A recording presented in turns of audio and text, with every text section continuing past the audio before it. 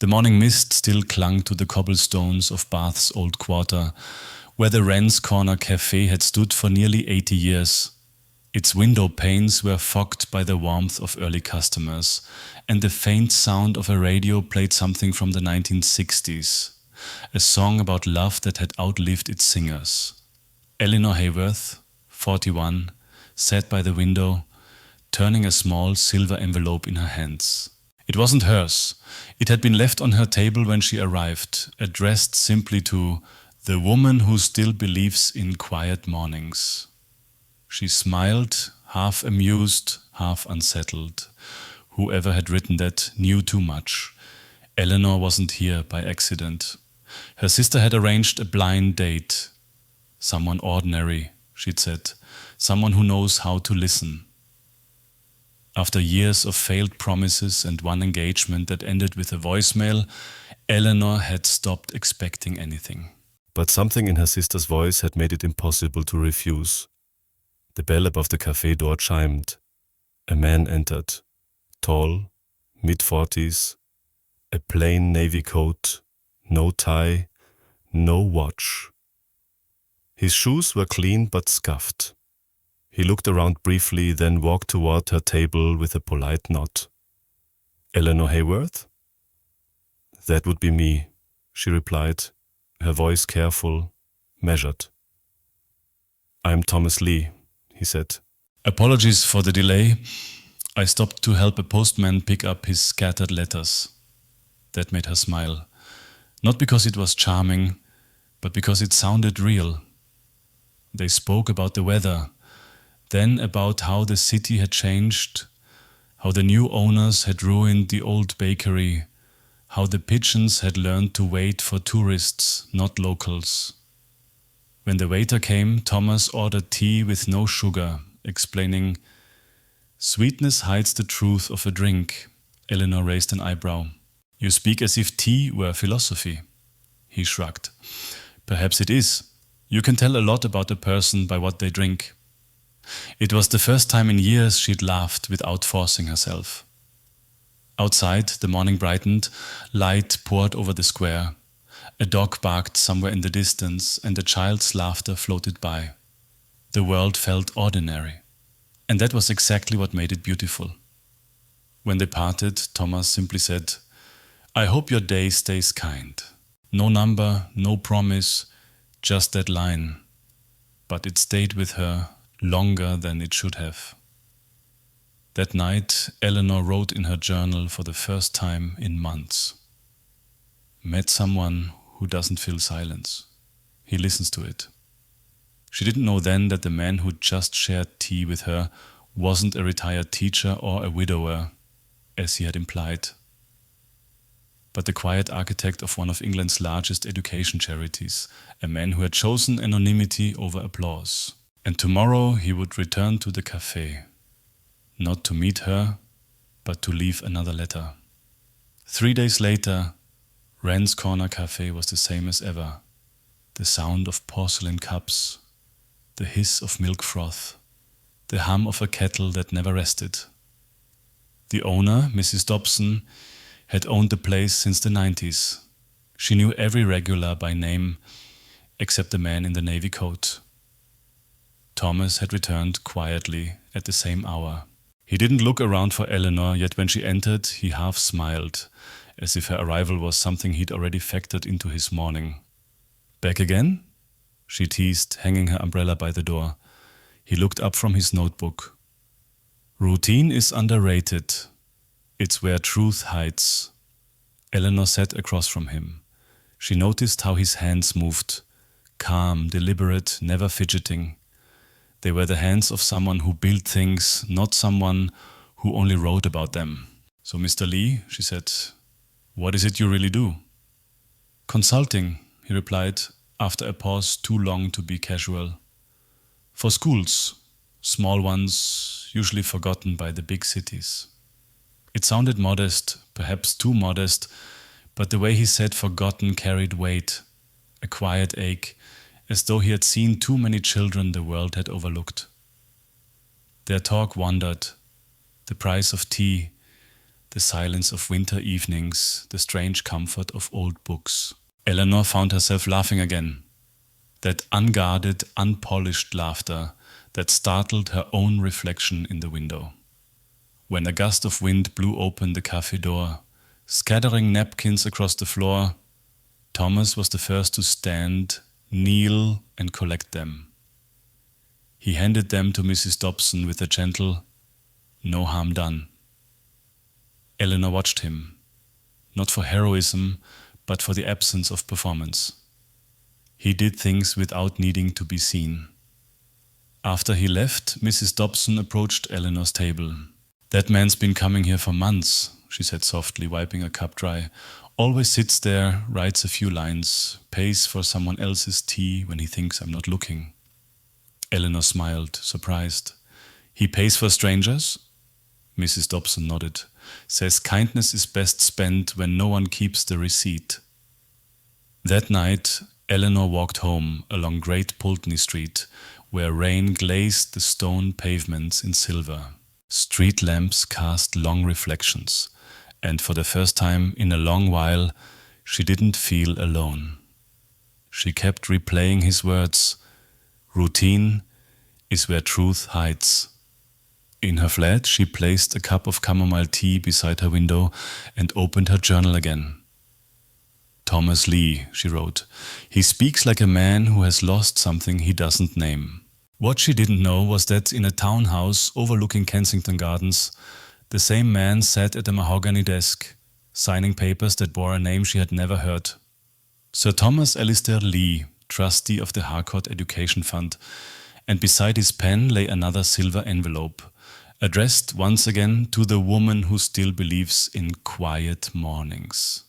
It was a Thursday of soft drizzle, the kind of rain Londoners no longer noticed. Eleanor arrived at Wren's Corner Café earlier than usual, out of habit more than intent.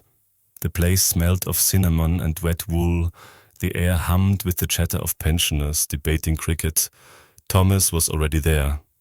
Of course he was. Same seat, same navy coat, same small notebook resting beside his teacup. He looked up as she entered, and the calm in his eyes felt like a small homecoming. "You're early today," he said. "You're predictable," she teased. "Predictability," he murmured, "is honesty in disguise." She laughed and set her umbrella aside. The conversation flowed like always, lightly, carefully, as though both were afraid of frightening whatever fragile thing was forming between them. Then came the first ripple. A delivery boy burst into the café, arms full of parcels, complaining under his breath. "Late again. These are supposed to be at the Harcourt office by noon." Thomas's pen paused mid-sentence. The boy noticed him, froze slightly. "Oh, good morning, sir." Eleanor turned, surprised. The boy flushed. "I mean, sorry, you just look like someone from the—" "Never mind." Thomas smiled easily, the way people do when they've practiced hiding surprise. "No harm done," he said, reaching for his coat. "Here, let me help." He took the parcels and before Eleanor could speak, walked outside with the boy. Through the window she saw him load the boxes into a black car, the kind with tinted windows and a driver waiting. A moment later he returned, brushing rain from his sleeve. "Sorry," he said, as though nothing unusual had happened. "Couldn't let the lad carry all that alone." Eleanor wanted to ask why a man who claimed to be a school consultant had a car with a driver, but something in his voice stopped her. Instead she simply nodded. "You're full of surprises, Mr. Lee." He smiled faintly. "Only the harmless kind." But when he reached for his cup, she saw it. The glint of an engraved cufflink, barely visible beneath his sleeve. A crest, delicate and old. She didn't recognize it, but it didn't belong to any ordinary consultant. That evening, she couldn't shake the image, the crest, the driver, the way the delivery boy had said, "Sir." In her journal, she wrote only one line. "Sometimes the quietest people make the loudest noise when they move." The next day, when she entered the café, there was no silver envelope, no notebook on the table, no Thomas, only a folded napkin left under the sugar jar. On it, in his unmistakable handwriting, "Truth has a strange timing. Let's hope it's kind." The next week arrived with sunlight that didn't feel warm. Eleanor hadn't seen Thomas since the napkin note. The café felt emptier without him. The chair by the window still bore the faint crease of where he used to sit. The waitress still set 2 cups out of habit. She told herself she wasn't waiting, only passing by. But every morning, she passed by slower. On Friday, after her last class at Bath Grammar, she stopped by the post office to mail a set of essays. Behind the counter, a man in uniform recognized her. "You're Miss Hayworth, right? From Wren's Corner?" "The gentleman you sit with left this for you." He handed her a brown envelope sealed with a wax crest, the same she had glimpsed on Thomas's cufflink. Her pulse stumbled. Inside, neatly folded, was a letter. "I'm away for a few days. There's something I can't avoid. But please know, nothing you've seen was a performance. I'll explain when I can." No signature, only his initials. TL. That night, as rain traced lines down her window, Eleanor's curiosity cracked open. She searched the crest online. A silver shield with 2 lions and a quill. It took only minutes. The Harcourt Education Fund, one of Britain's most prestigious charitable organizations, founded in the 1800s. Its current chairman, Sir Thomas Alistair Lee. Her stomach tightened. A photograph appeared. The same quiet eyes, the same steady hands, but now in a tailored suit behind a podium. He was speaking about equal access to education, cameras flashing. His voice, even through the video, was the same voice that had said, "Routine is honesty in disguise." She closed her laptop and sat still for a long time. The walls felt smaller, the air thinner. He had lied. No, worse. He had chosen not to tell her. Every cup of tea, every story, every moment of silence, all now trembled under that one truth. The next morning, she returned to Wren's Corner Café. The seat by the window was empty, but the waitress, a young woman with freckled cheeks, handed her something folded. "A man dropped this off earlier," she said. "Said it's for you." It was a clipping from The Guardian, an article about the Harcourt Fund opening a new learning center for underprivileged children in Manchester.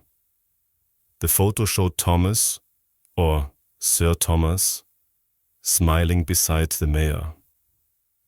Across the margin, written in pen, "This is where I'll be tomorrow. Come, if you want the truth." Eleanor folded the paper slowly. Tomorrow? Manchester was 3 hours away.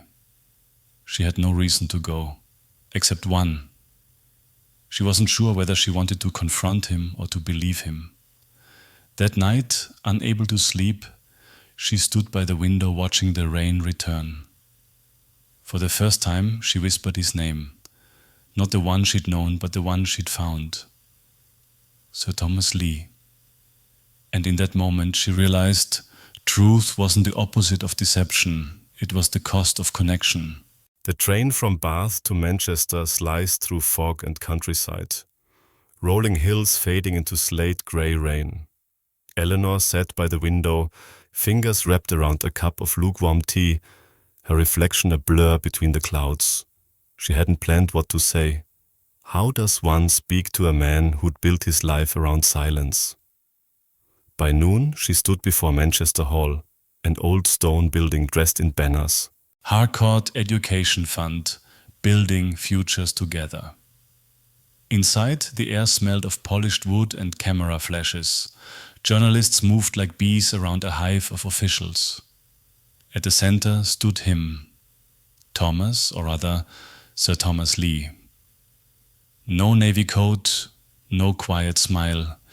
A tailored grey suit, a tie the color of steel, and an expression perfectly measured for public comfort. He was speaking on stage, his voice calm, practiced. Education isn't charity, he said. It's repair. We mend what was broken, not out of pity, but out of duty. The crowd applauded. Eleanor stood at the back, her heart pounding with something between pride and betrayal. When the speech ended, he stepped down, shaking hands. And then he saw her. For a second, the room fell away. All the lenses, lights, and faces blurred, leaving only two people who knew the weight of unspoken things. He approached quietly. "You came," he said, almost whispering. "I wasn't sure if I should. And yet, here you are." She looked at him, really looked. The same calm eyes, but now carrying an entire world behind them. "Why didn't you tell me?" she asked. "Was I just a quiet distraction from your real life?" He exhaled slowly. "I didn't hide who I am. I hid what the world made of it." "That's a clever sentence," she said sharply. "But it's still a lie." He hesitated. "I wanted to know what it feels like to be seen as ordinary, to be spoken to without calculation, to sit with someone who doesn't measure me by headlines or accounts." "And so you measured me instead," she replied. "You watched how long it would take for me to notice." For the first time since she met him, his voice trembled. "You were the first person who didn't ask what I own. You asked what I read. Do you understand how rare that is?" She turned away, blinking hard. "You made me believe in simple things again, Thomas, and now even they feel borrowed. Now even..." A pause, long enough for silence to ache, then a sound, a small bark. She turned. A brown rescue dog was sitting near the door, wagging its tail. Thomas smiled faintly. "That's Bruno. He comes to every event, doesn't care about money either." It was a quiet human moment, absurdly tender amid the marble and applause. For a second, she almost forgave him. Almost. "I can't do this," she said, stepping back. "Not here, not in your world." He nodded once. "Then tell me where yours begins. I'll come to it." She shook her head and left, the echo of her heels following her down the long hallway. That evening, as the train pulled away, she saw him standing on the platform, coat over his arm, the dog beside him. He didn't wave, he didn't chase. He simply stood there until the carriage turned the corner and the city disappeared. Back in Bath, Eleanor opened her journal again. He built schools, but he never learned how to tell the truth. Days turned into a week, then two. The city of Bath returned to its quiet rhythm.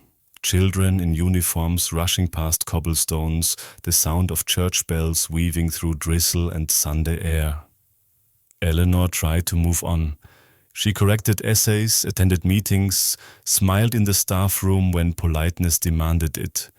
But every time she passed Wren's corner café, her steps slowed. The seat by the window stayed empty, the one where he used to write. She told herself it was good. Closure, peace, normality. But peace, she found, could sound a lot like loneliness. One afternoon, the waitress, the same freckled girl from before, slid a teacup across the table. "Compliments of someone who said, 'You'd understand,'" she murmured. On the saucer lay a folded note. "For the quietest part of your day." Her breath caught. The handwriting was unmistakable. It wasn't an apology. It wasn't even a request. It was simply a presence, wordless, steady, familiar. That night she found herself looking out the window longer than usual. Rain whispered against the glass, the city lights shimmered, and in the dim reflection she almost imagined his outline, coat collar turned up, hands in pockets, that faint half smile that always meant, "I'll wait." A few days later, she returned home to find her garden fence fixed. New boards, fresh screws, no note, just a faint scent of varnish and rain. Her mother noticed it first.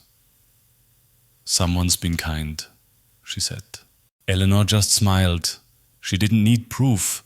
She knew the rhythm of his silence too well by now. The following week, her school hosted a small charity fair. Books for children who couldn't afford them. She'd organized it months ago, before any of this began. As she arranged the tables, she felt that dull ache of going through the motions. Until a voice behind her said, "Do you still need a hand?" She turned. A man stood there, not Thomas. One of his volunteers from the Harcourt Fund, wearing a worn jumper and a crooked badge. He carried 2 boxes of donated books. "Mr. Lee sent these," the man explained. "He said you'd know what to do with them." Eleanor opened one of the boxes. Inside, dozens of children's novels, all brand new, and one at the bottom, wrapped in brown paper. She unfolded it carefully. Letters to a young poet. Inside, a single sentence underlined in pencil. "Let everything happen to you, beauty and terror. Just keep going. No feeling is final." She closed the book, pressing her palm to the cover as though to still her heartbeat. For the first time since Manchester, she didn't cry. That evening, she wrote in her journal again. He doesn't ask for forgiveness. He teaches it. Outside, rain began to fall. Slow, soft, unhurried. And somewhere beyond the city, in a small cottage near the woods, Thomas sat by a window of his own, a cup of tea untouched, an unopened letter in front of him. He had written it 100 times and never sent it, because sometimes the truest words are the ones you wait to be ready for. The post arrived late that Tuesday, a drizzle-soaked bundle pushed halfway through the slot. Eleanor sorted through bills and flyers until her fingers brushed against a brown envelope without a stamp. Her name written in neat black ink. She didn't need to check the handwriting. She knew. For a long moment, she simply stared at it, afraid, not of what it might say, but of what it might undo. When she finally opened it, the paper was thick, faintly scented of cedar. The kind used in proper correspondence, not apologies. The first line was simple. "I never meant to hide, only to start somewhere I wasn't watched." She read slowly, her pulse syncing with the rhythm of his sentences. "When my father died, I inherited more than his name. I inherited the noise, the interviews, the expectations, the emptiness that applause can't fill. I began visiting schools quietly, pretending to be no one, because I wanted to know whether kindness still existed without introductions. Then you came, with your tired eyes and your cup of chamomile tea. You didn't want anything from me. You didn't even want to talk. And for the first time in years, silence felt like peace." Her vision blurred halfway through the next paragraph. "I won't ask you to forgive me. I only ask you to remember me as I was. Not the name, not the title, but the man who fed a stray dog in the rain.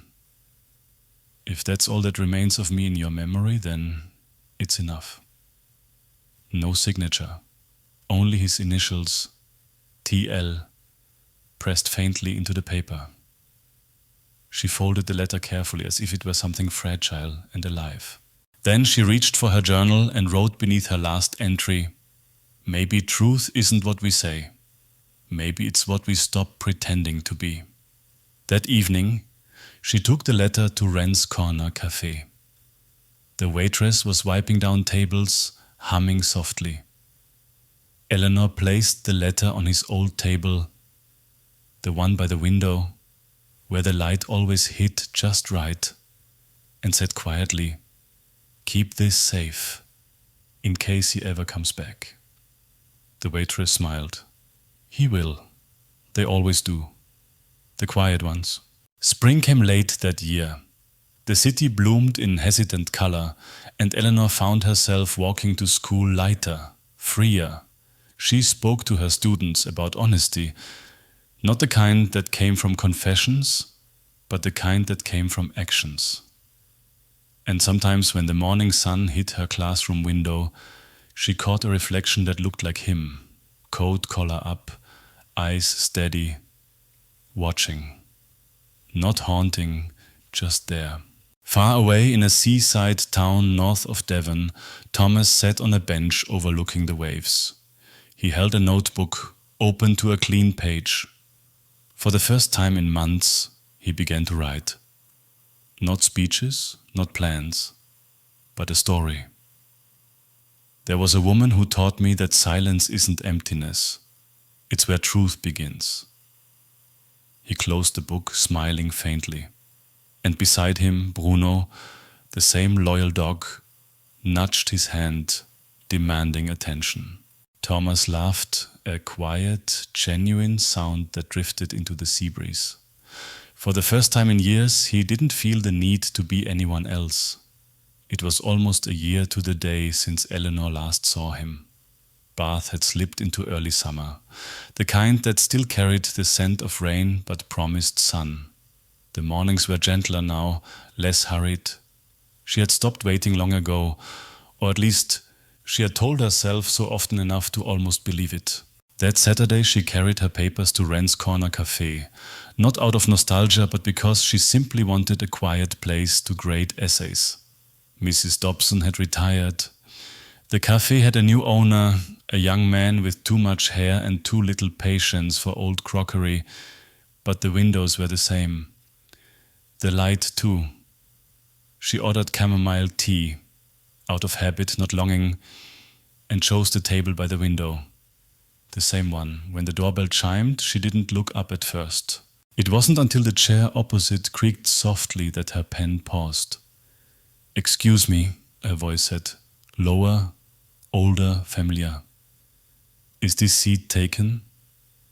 Her hand trembled slightly as she set the pen down. Then she looked up. He was there. No suit, no crest, no weight of titles. Just a man in a weathered coat, a book in one hand, a leash in the other. At his feet, Bruno, now grey around the muzzle. Eleanor exhaled slowly. "You took your time?" Thomas smiled, the same quiet, rueful smile she remembered. "I got lost," he said. "I thought I'd find my way by following the sound of old teacups." She gestured to the empty seat. "Then sit, before the world changes again." He did. And for a moment there was nothing to fix, nothing to explain. Only two people, a pot of tea, and the hum of life carrying on around them. They talked, not about what happened, but about everything else. The café's new owner, her students, his dog, books, the weather, time, and somewhere in between, laughter, quiet, unforced, the kind that feels like coming home. When he reached for his wallet to pay, she stopped him. "No," she said, smiling softly. "You've already paid. A long time ago?" He hesitated, then understood. Outside, the sky began to clear, light spilling onto the cobblestones like a benediction. Later, as Eleanor walked home, she passed the bridge where she and Thomas had first parted all those months ago. The river below glimmered gold, calm, unhurried. She paused and looked back. Through the cafe window, she could still see him, head bent slightly, writing something in his notebook. Not a letter this time, just words, quiet, steady, alive. She smiled, turned away, and whispered to herself, "Some people return not to start again, but to finish gently." The wind lifted her hair. The scent of tea and rain lingered in the air. And somewhere behind her a dog barked once, soft, content, certain. End of story. The Man with the Quiet Hands, a story about truth, silence, and the courage to love without pretense.